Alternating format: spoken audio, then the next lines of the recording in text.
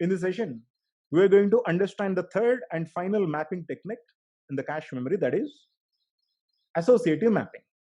Let us see what is associative mapping is all about. Okay.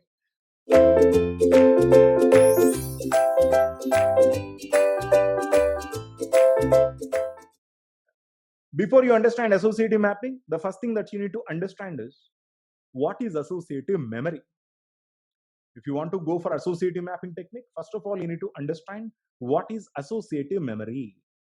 Okay. Now, with an example, I'm going to demonstrate the associative memory. Let us say that I ask you people to buy me a RAM chip of 512 words. I asked one of you guys to go to the market and get me a 512 word memory chip. When you get me this memory chip, of course, you're going to see that this 512, of course, there is a chip in which there are 512 locations, right? Each location will have an address. Since this is a 512 location RAM or main memory or whatever you call, since this is a 512 address memory, 512 location memory, the address part will be equal to 9 digits, right? And the data part will be equal to 1 byte or 2 byte. I'm not talking about this. But the address part of a 512 word memory chip will be equal to 9 digits, right? So when I ask you people to get me a memory chip, which is equal to 512 words, you're going to get me a memory chip in which the address part is equal to 9 digits and the data part will be 1 byte or 2 byte. Okay, leave it. Now I ask you people to get me a 512 word associative memory chip. 512 word associative memory chip. When you go to the market and buy a 512 word associative memory chip, you'll be surprised. That is, you know that every memory chip will have an address part. This is address part. Inside there is a word part or data part, whatever you call. But whenever you buy a memory, that memory chip is going to give you an address part to locate any of the addresses, any of the locations, and each location has a word, right? But when you buy an associative memory, to your surprise, there won't be any address part at all. That is, you're going to, let us say this is the memory. This is the memory which is equal to 512 words. This is a regular memory in which I do have 9-bit address. Okay, this is the memory as a first thing you brought. This is the regular memory chip. Okay, but now I ask you people to get me an associative memory chip. When you buy me an associative memory chip, if we can have a look at the associative memory, there is no address part. Do we have any address part? No, there is no address part. But here, there is an address part. But here also we do have 512 locations. Here also we do have 512 locations. But none of the location is addressed. But in the regular chip, every location is addressed. Okay. So this is what associative memory is all about. Associative memory meaning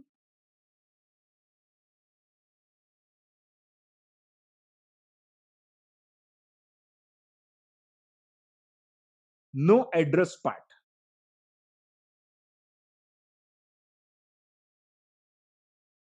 Can also be called as content addressable memory.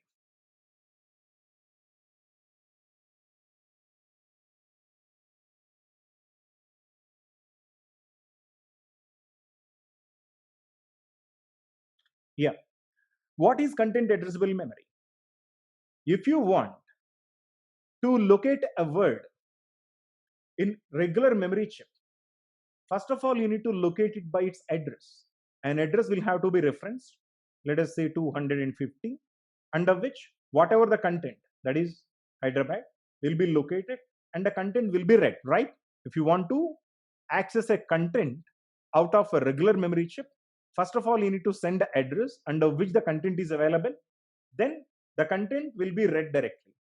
But in the associative memory chip, as there is no address, the content will have to be addressed by the content itself. You need to send the content directly. Then if there is a matching content, then the content will be read. You got me? Earlier, you need to send an address to locate a content. Here, there is no address at all. So you need to send a content to address the content. Earlier, the content is addressed by the address. Now the content is addressed by the content itself directly. So that is the reason why it is also called content addressable memory. How does it work? There might be many speculations going on. How does it work? How does it not work? How can we use it as a memory? Because all the time we are going to use the addresses. This is very simple logic, associative memory logic. Let us stay focused. Now, I'm going to demonstrate you people. I'm going to explain you people about associative mapping. Associative mapping. Okay. So this is my cache memory, which is equal to 512, but there won't be any index part. There is no index part present because there is no address part. As there is no address part, there won't be any index part because the address of the cache memory, as you know, will be called as index. Since there is no address part, there won't be any index part because my cache memory is designed with the associative logic, associative memory logic. Okay. Now there is a main memory. Now there is a main memory. Of course, there will be a main memory. Now let us say the CPU sends an address 250. Generally, the practice is it will have to be divided into two portions, index plus stack. Since this is an associative memory, there are no such divisions. We don't have any index part at all. So what? Let us understand that. Let us understand that. Initially, cache memory does not provide you with the data. Finally, this address will have to be located in the main memory. Okay. Main memory is a regular RAM chip. Only cache memory is designed with the associative logic. That's the reason why we are calling it as an associative mapping. Main memory is a regular RAM chip, which has addresses. Okay. So this 250 will be finally located in main memory. Okay. Since every first reference to the cache will be a miss. If you are searching for the word in the cache memory for the first time, cache memory is going to throw a miss. That is a regular phenomena. You already know it. And then during a miss, what will happen? This address will be located in the main memory, under which there is a content. There is a data word, right? The word is, let us say, Manali. Okay. This word will be read by the CPU anyhow. Finally, this word should also be transferred to the cache memory. Parallelly, as this word is being read by the CPU, for the future references, this word should also be transferred to the cache memory. But where? Cache memory doesn't have any addresses, right? Since the cache memory doesn't have any addresses, what will happen here is CPU is going to send both address plus data pair to the cache memory. Okay, that is 250 plus the data word Manali. Both will get sent to the cache memory.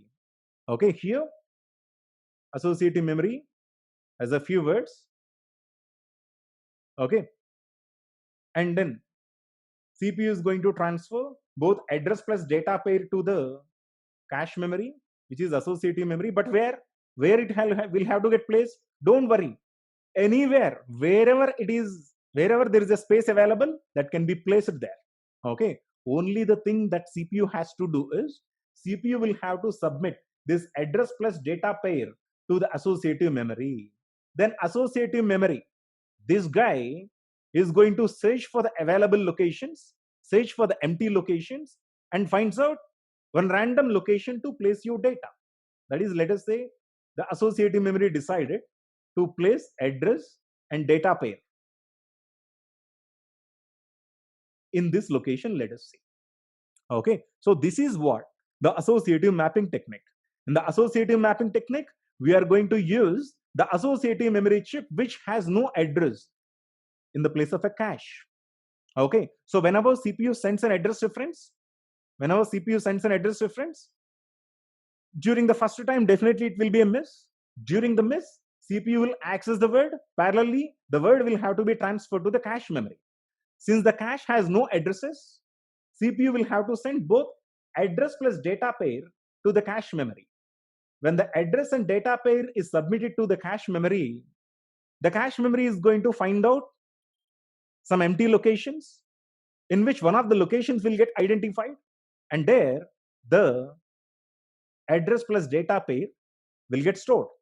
Now you can see, next time when CPU asks for 250, okay, CPU is searching for this 250, then there will be a match, right?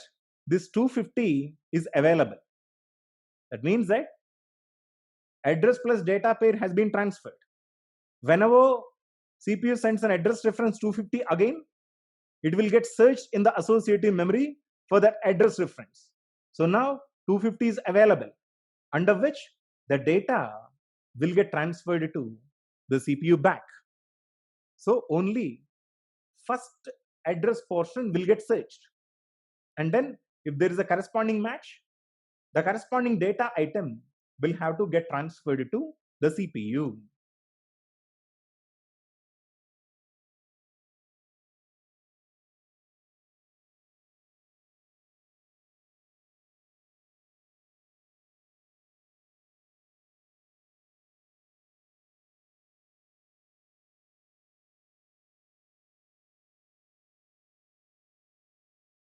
Now, with the final touch, we are going to completely have a glimpse of associative mapping technique. Okay, CPU sends an address reference 450, but before that, it has to search in the cache memory. So in which, to search in the cache memory, CPU is going to use something called an argument register. In the argument register, CPU is going to place this address. Okay, the cache memory, every location will give you two fields.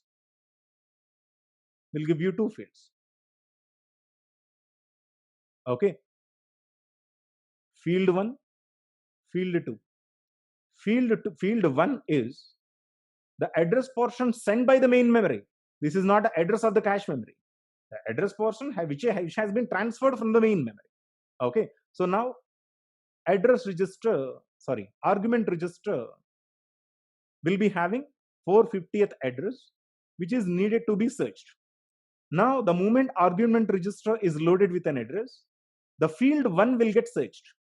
Do we have anything which is equal to 450? Let us say if it is the first reference, nothing will be available here. 450 will not be present. So for that, directly main memory accessed. At that time, directly main memory accessed under 450. There is a word available, that is, let us say, Delhi.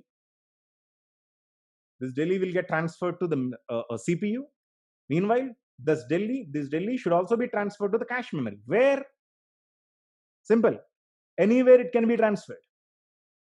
Only the thing is, both address plus data pair should be submitted to the associative memory. The associative memory is more than capable of finding out an empty location and place your address plus data pair. Address is placed here and data is placed here, Delhi. Okay. From the next time onwards, whenever CPU searches for this 450, field 1 will be searched for any corresponding equal data. Of course, there is an equivalent data, that is 450. Under 450, whatever the word is available, that will be read by the CPU. This is what the associative mapping technique. In the associative mapping technique, any word of main memory, rather any block of main memory,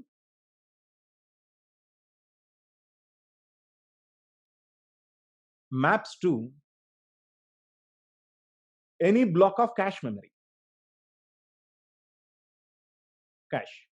That is, there is no specific restriction. This block will have to get transferred to only this one, similar to, direct mapping and set associative mapping. In direct and set associative, we do have a restriction, that is, we do have a mod rule. Since this is associative mapping technique, there is no restriction for mapping. Any block of the main memory can be mapped to, can be transferred to any block of the cache memory. This is what all about associative mapping technique.